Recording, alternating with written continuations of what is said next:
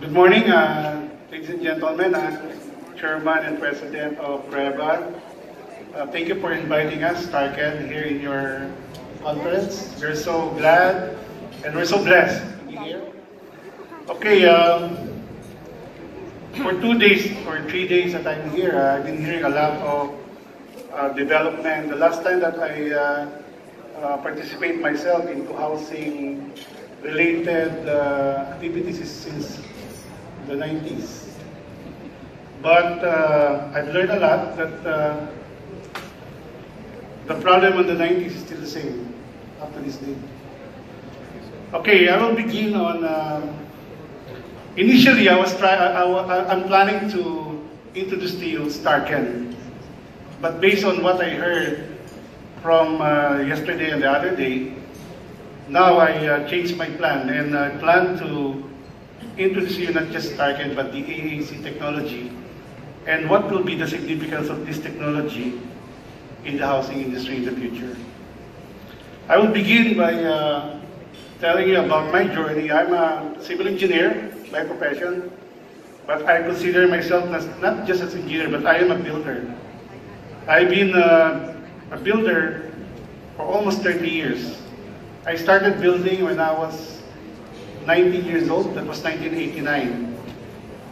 And prior to that, 2 years prior to that, I'm already an engineer to, I think, one of the top 10 or top 5 construction company in the country, which I think hanggang ngayon, nandiyan pa sila, but as an engineer. But when I started building in 1989, ang unang-una ko pong project is housing. I mean, it's a housing project. We plan and we design that project and we build it. And you know the location of the project that we built? It's here in Cebu, in Mactan. That was 1991. It was a 200 units, 2-story residential housing project. And during that time, during the design period, I was the one who introduced not to use HB. What we did, we innovate the design and we used the precast, not precast, but on-site casting concrete. We used the phenolic board, we used the steel frames. Because it's a 3-story, the design is 20 units, 2-story. So naisip namin na the best dito is gumawa tayo ng formworks that is pwede mong gawin sa ground floor at pagka nabusan mo na, pwede mong gamitin ulit sa second floor and then gawin natin assembly line. So we were able to finish the project with lesser problem, but the problem is during the time wala pang mga technology. Ngayon nakita ko maraming formworks technology that is using that system, pero ang reusable life of their formworks is more than 20 times. That time, we can only reuse the formworks by about 5 or 6 times. And then you have to replace the phenolic board. Although you can reuse the steel framing that we did, we used the angular bars, and then we even used the PVC to space the wall because you need to have at least 4 inches thickness. So talagang conventional. So na-realize ko po that even that time, Filipinos like me as a builder is still already looking for an alternative for CHB. I'm not saying that CHB is not a good technology. CHB is a matured and tested technology. It came from the US, but the problem is in the US, they have a lot of machine that can produce good quality CHB. In the Philippines, CHB technology is naging backyard. So the problem with CHB in the Philippines is that the quality, you cannot get same quality in each area. So the Cebu Mactan, then we did during that time, in the 90s, early 90s, that was the time na nauso yung mga townhouse sa Metro Manila. And our company was one of the pioneers. Small company, a company of my auntie, I'm related to the Trinidad family, the First Lady. So we developed some small projects, especially in New Manila. So sa umpisa pa lang, yan ay heart ko, yung housing. Pero nakita ko that in housing, as an engineer and as a builder, as a contractor, mahirap kumita eh.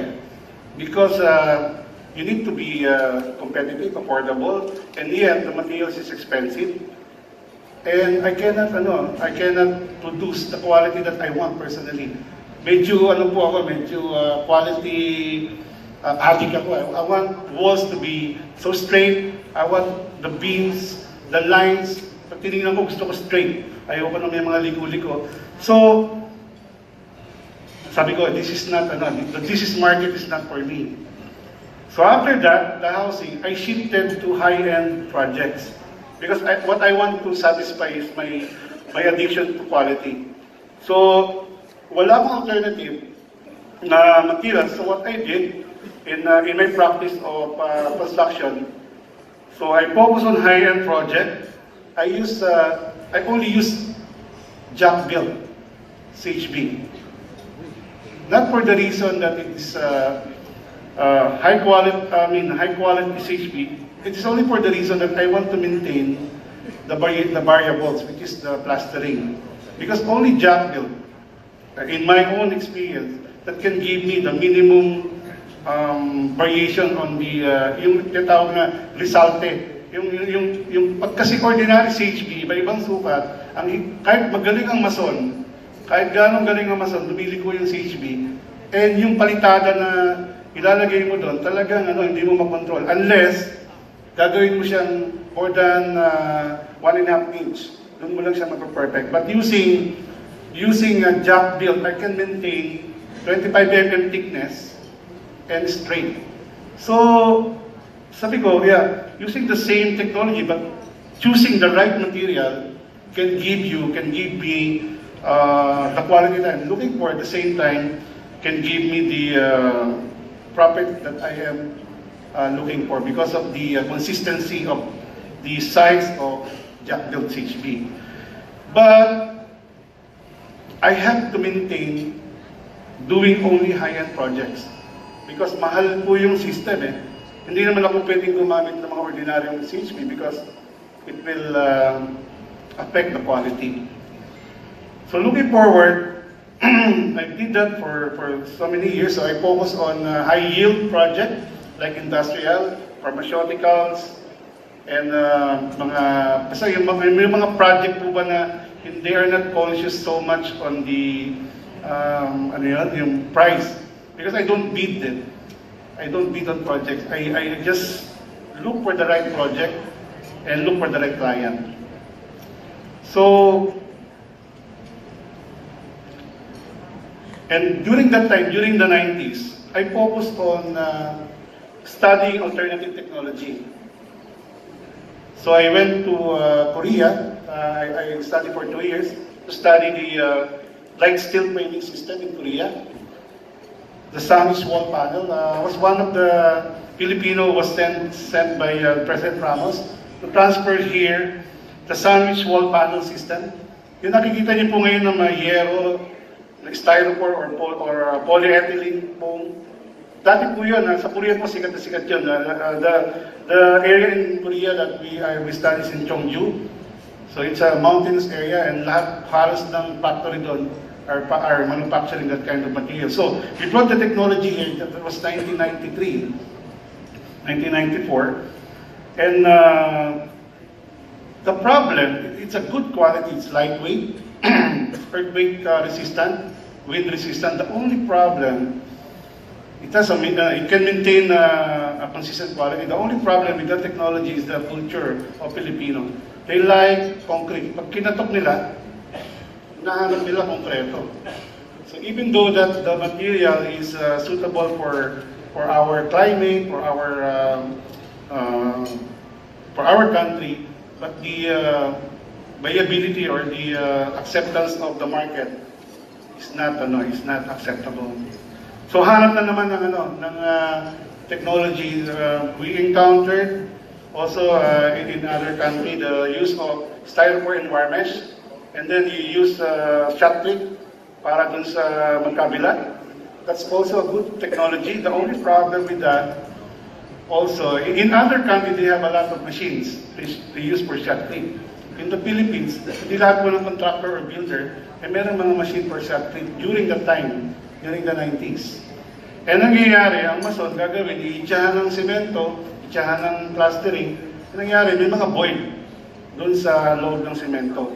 And kapag nagkaroon ng void yung plastering, yung moist papasok at sisirain nun yung mga wire mesh inside.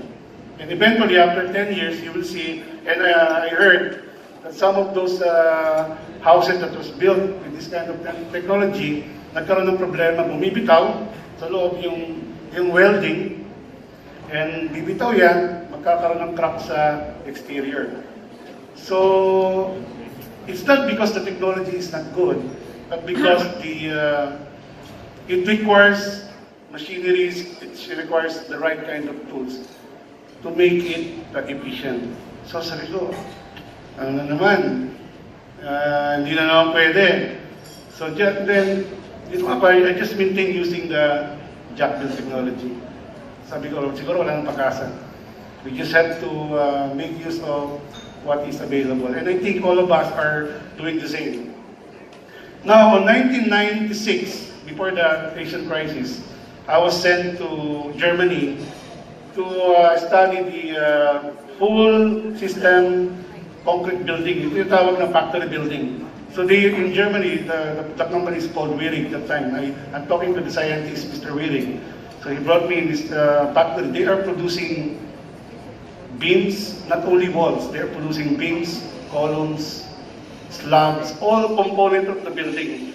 And they want to bring the technology here. Sabi ko, it's too early for Philippines, this kind of technology. That time, the problem will be the demand and the price. Although the technology is very good, but that time, I think, the market is not ready. So, actually, I declined their offer to be one of the engineers to work in their company to bring the technology here.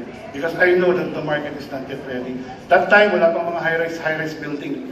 Marami tayo horizontals that time. So sabi ko, wala pang market ito. So, my passion on looking for technology, alternative technology is there. But in my frustrations, talagang wala akong makita na right technology that can help, not challenge or replace CHB, but can help CHB, can have an option for CHB so that our construction industry have the option to use other efficient system. So the solution is CREBA. The solution is CREBA, and during 2013, as I travel, because I travel all over the world, I go to different countries. So I was able to meet the owner of a company who is the biggest, the largest construction conglomerate in Malaysia called Chin Group.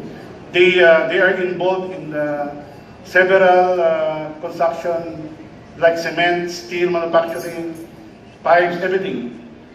And they are IPO company. So I was interested on their product AEC. I think sabi ko, nung nakita ko yun, it's made of concrete, it's modular, it's portable, it's high quality, it's German technology. Sabi ko, yeah, I think pwede yan. But the initial plan is to put up the plant here.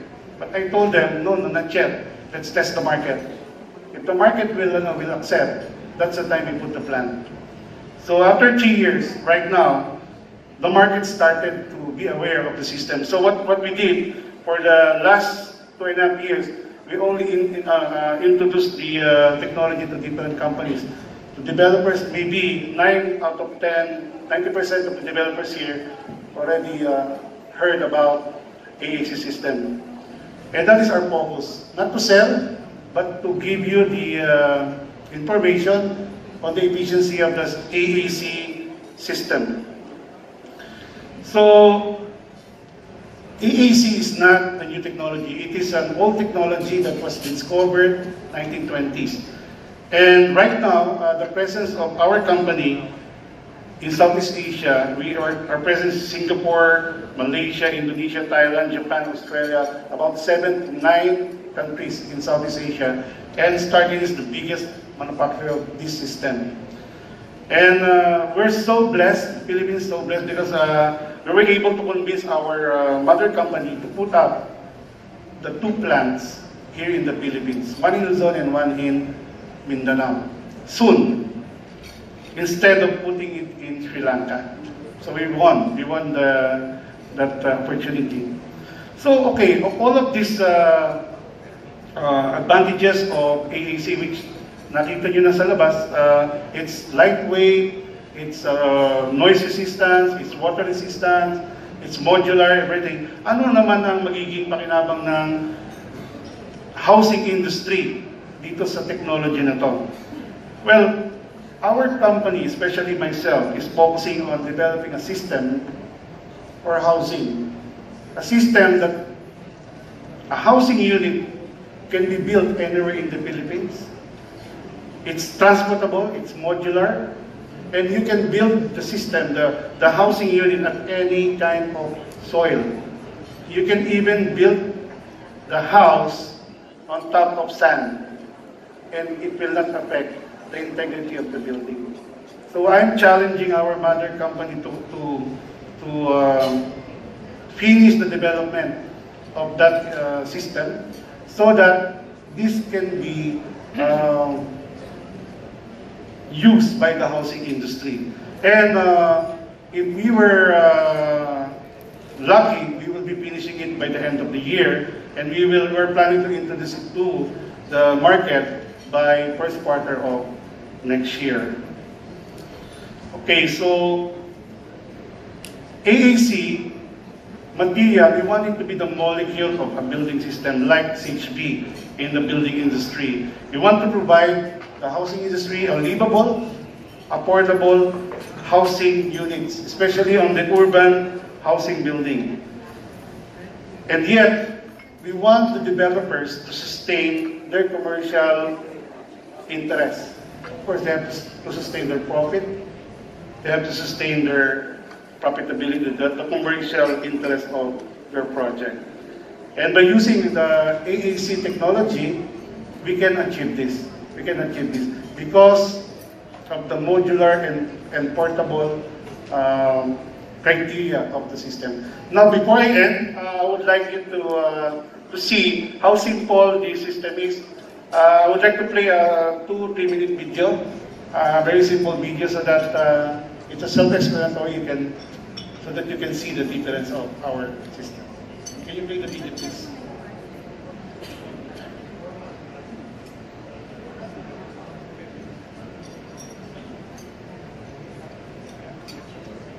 Excuse me. Can we play the video? Yeah, please.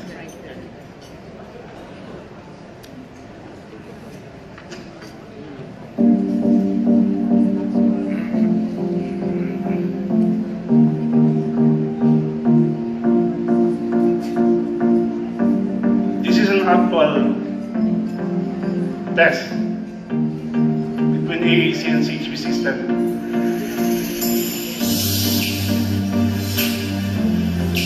The CHB used 2 workers, AAC used only 1 worker.